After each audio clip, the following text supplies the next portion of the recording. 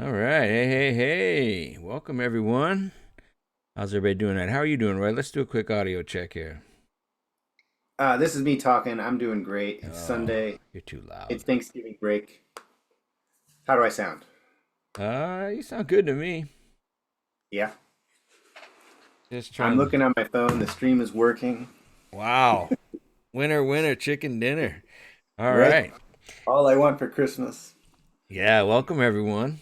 There's a Zoom link in the chat there. So go ahead and jump in and if you feel like you got a take that you want. But welcome back, everyone. This is the QuadR Wrestling Report Sunday Sudden Victory, 23 November 2025 edition. Not the most active week that we've had in wrestling up to this date, but still plenty to talk about. And we'll get through and talk about our rumblers and tumblers. We try to keep this show pretty brief. But any first thoughts, Roy, before we get going? The season's going. Season's going. Not every weekend can be National Duels Invitational, Yeah. but there's still wrestling happening, and it was good. It was Awesome. good. I'll go into Yeah, go ahead. Hit your my recap, Roy. recap. Okay, here's my recap. The Penn State Wrestle-offs actually happened. Because sometimes people don't wrestle each other in the finals, but Right? they took the mats. Is Penn State vulnerable? Only Probably not, but it's only worth to their asking. backups. You're right. According to the internet, Um, only to their backups. Rutgers takes the Keystone Classic, so just a shout out to New Jersey, outpaced three teams from Pennsylvania: Penn, Edinburgh, Lock Haven. But as as was mentioned, Penn State was not there. The Roadrunner Open is still happening right now. A lot of teams did not bring their top guys, so it's a good opportunity for D2 guys to get some time and things like that. But yeah, so the Roadrunner opening is happening right now. Awesome, We'll but talk about a little thin on the top end. You said it. Little thing, a little little thing. thin. All right, right on. All right, well, my recap. I actually attended a fair amount of live wrestling this weekend. Went out to Grand Valley for the GVSU Quad on Friday, so that was fun. First time at the Grand Valley Fieldhouse. Really liked their facility, so hoping to go back at least a couple more times, or at least one more time this year. I haven't got a chance to see the women yet, so definitely today would have been a fun day for that. But I was over in Ann Arbor watching the Wolverines. Speaking of that, Michigan looked good. The uh, they dropped one match, and that was their backup, or the the wrestler who's wrestling for Ragusan at the current moment. Dropped a match, but other than that, they won their matches. They looked good. I mean, they looked like they're rounding into form. I'll say. I mean, I think that probably they were favored in the vast majority of those matches that they won, but they got some pins, got off the mat pretty quick. Pretty fun day. It was Cliff Keen Day, so a lot of wrestling royalty in the house for that. As I mentioned before, GVSU Fieldhouse is a top-notch facility and fun to get out there. Actually, one of the refs, Roy, was Tommy Baranowski, who's the other half of the Blood Round podcast. He's also a Oh ref. yeah. So yeah, he was refing out there for the duel. So that was kind of cool. I actually saw Kevin Claunch, the other half of Blood Round, because he was calling the duel at Michigan. So You're allowed to ref and do a podcast. yeah, man. In case you want to get into refing, Great. Hmm. you know it. I guess I thought like looking. I was like, doing my due diligence as a podcaster and doing some research, and so I started out at WrestleStat and started looking at the dual meets that were happening this weekend, and like the scores were pretty wide for the most part. So I Yeah. sort of tagged this. This was kind of like mismatch weekend. There weren't a lot of really competitive or tight duels out there, and like maybe that's true all the time. But I think once you get in a Right. conference, there's probably a little bit more equity between the teams and more things in the balance for sure. And I still have a bunch of wrestling to watch. That's one of the things. If you're attending a bunch of live wrestling, you don't get to sit and watch a lot of tournaments and things like that. But I'm off Yeah. this week, so I got a chance to catch up on some of that, at least until I head down to Illinois. And then we're going to a high school tournament on Wednesday, right? Yeah, Hmm. if playing schedule works out and all that, we'll be attending Illinois high school wrestling. Yeah, get a chance to see our Huskies in action. So Yeah. that'll be pretty fun as well. Keep you posted. Again, a Michigan recap real quick here since Michigan dominated Columbia 25-9 and Virginia 40-3. GVS women knocked off the number 4 North Central, so that was two top 4 teams going at it. And like I called it mismatch weekend. I guess I was talking about D1 men's wrestling. Yeah. What's GVSU women ranked? I think they're 3. Okay, so that was a good deal. Yeah, so they came out hot and like got a bunch of sticks early with the lightweights and then held on. So CMU was 7th at the Keystone Classic. MSU was 4th at Keystone. I pulled those numbers from Flo's new bracketing tool, so yeah, they are what they said that was. So, and then GVSU actually had a tough time on Friday. They went 1-2 at the Laker duels. St. Cloud and Glenville are both highly ranked teams. GVSU is a great team too. So they took a couple losses and they took a win from Finlay. But anyway, it was a lot of fun. Go out and see live wrestling. I always enjoy that. I always encourage everybody to take that opportunity when they get a chance. All right, Roy, why don't you give us our check-in? All right, the Rumblers and Tumblers accountability check-in. And Dean picked up a win over Stout from Pitt. Yeah, crazy match. That was fun. It was a fun match. He keeps winning. If you include his D3 wins, I think he's on like a 60-something match win streak. Nice. So that's pretty awesome. Oklahoma State Fab freshmen are still keep winning. None of them have taken a loss, I think, between Vega, Labadou, or Lockett. I think you're correct. Wasilewski was Keystone champ. Nice. There was one match I actually watched. I didn't see the close match. He won one match 2-1 on a riding point. I didn't see that. I saw his finals. His finals was a pretty solid win. Since I put him on my Rumbler list, he won his tournament. In our Tumblr list, Facundo majored Kyle Valencia. All right. So he's getting back into form. I saw Lachlan McNeil got a pin over a 20 ranked something guy. Yeah, that was a little crazy match. Were you there live? Yeah, that's today, right? He got a stick today. Yeah. So I was there. It was a very competitive match. It was just so it was one of those pins where they're in like a 50-50 on the legs, like twisting around and like exposing, and then the other guy just kind of got stuck in a spot. What do you mean 50-50? So like one guy's got a single and the other guy's like also reached around and got a okay. Mm-hmm. So it's one of those 50-50 scrambles that and then the guy just kind of like, he got up and he was kind of like laughing, it's just like one of those weird things where, so I don't know if you could really, it was a pin. It was a stick. It wasn't a bad call by the ref or anything, but I saw he won another match, but it was a close match against an unranked guy, right? It was like 8-5 or something. I'm just saying, don't take that pin as a Lachlan's back and dominant. I called him a tumbler, and then he got a pin the next week, so I gotta at least acknowledge that. Mm-hmm. Stanford seems like they rested all their top guys for the Roadrunner. So Garvin wasn't there, Cardenas wasn't there, Knox wasn't there, Posada, the freshman, wasn't there, and what's his name? Lorenzo Norman hasn't wrestled yet this year. Yeah.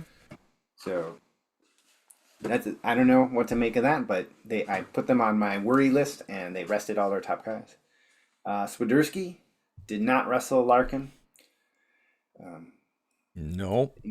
Who knows why? Who knows why? But and also Figueroa lost to his former team, Arizona State. Yeah, a different Larkin. A different Larkin, right? Yeah, so Uh, yeah. Okay. Well, so looks like Facundo maybe. I mean, he's working his way back to Rumbler. uh, Maybe. right. And all right, cool. So, who are your Rumblers, I put Roy? Penn on there. Nice. Um, they had a guy. I gotta look his name again. I had his name here and then I lost it. But the guy that beat Shaver was like Maglione or something.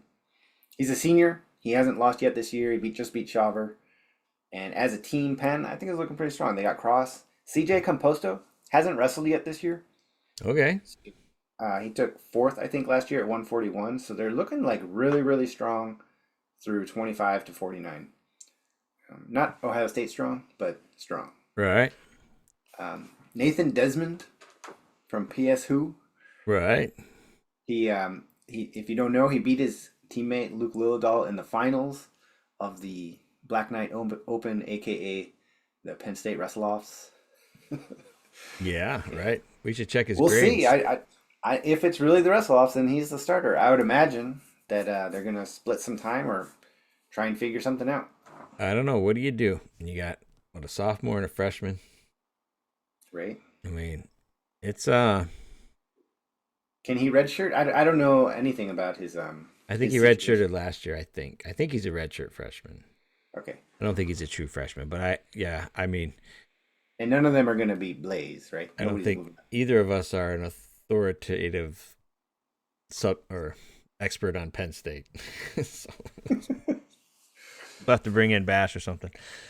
Yeah, that's pretty impressive. I mean, definitely like, looking at Carter Young, I mean, like maybe Nathan Desmond ends up in a Penn singlet second semester. In a Penn singlet? Yeah, why not? He doesn't want to move. I think the Ivy League would like, ooh, we don't like that. You know, Yeah, that might be much, huh? you can go to like Duke or something. SIU Edwardsville. Right. They'll take him. All right. So Basile Day, right? That we're celebrating. The Braden Basile of Army is one of my Rumblers. Just because he beat Andrew Nagao in the finals. Yeah. For the intramural tournament that Penn State hosted or Penn State went to this weekend over at Army. So that's, I mean, it's notable.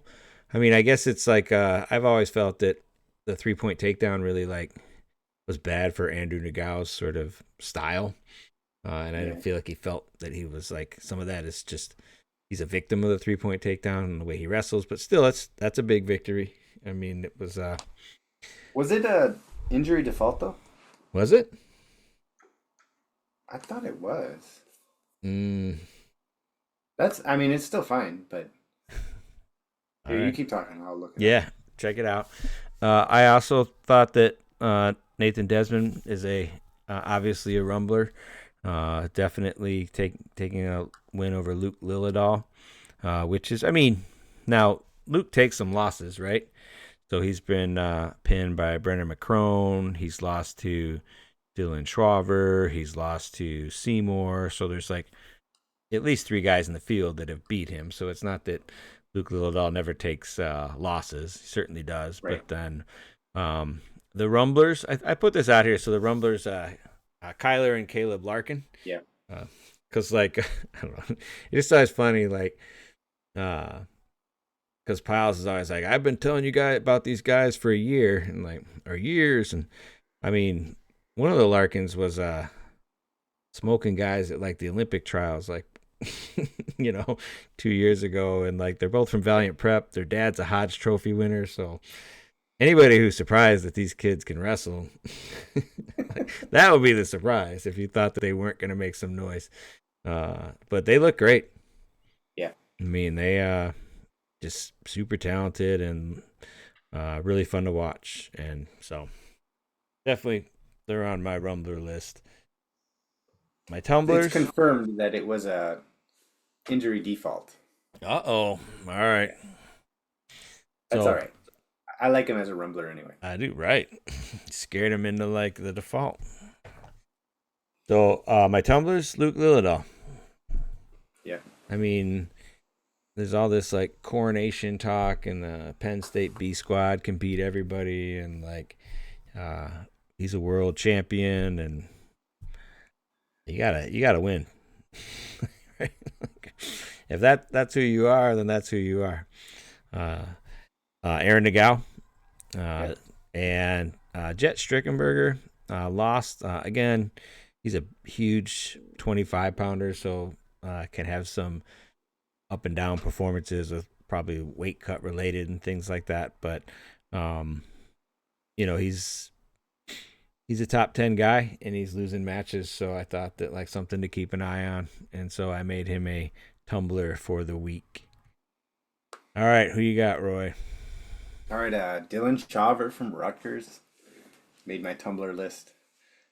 He lost in the finals. Actually, the final score looks maybe worse than what it was. I think it was 11-5, but that was kind of like a YOLO like situation at the end that he gave up a takedown.